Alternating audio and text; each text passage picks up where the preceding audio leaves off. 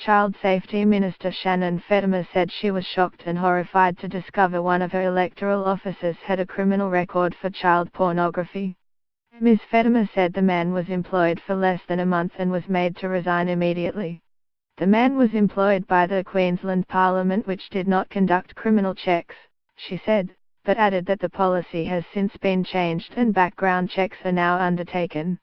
I received advice on the 28th of October from the Clerk of the Parliament that this officer had an undisclosed criminal history on the undertaking. I took this information confidentially, Ms. Fettimer said.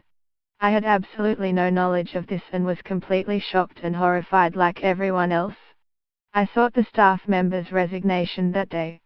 The former employee, who resigned the day before Premier Anastasia Palaszczuk called the November the 25th election on, had no involvement in ministerial matters, she said.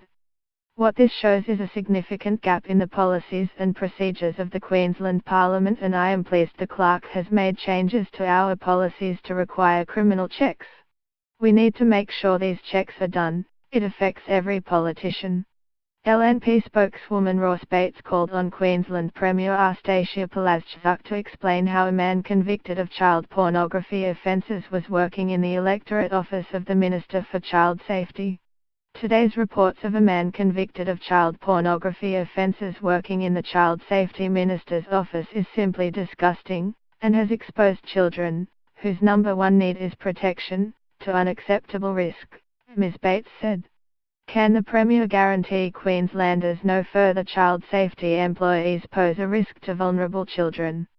Ms. Palaszczuk, who was campaigning in Manly, batted away questions regarding the lack of criminal checks on staff employed by the Queensland Parliament.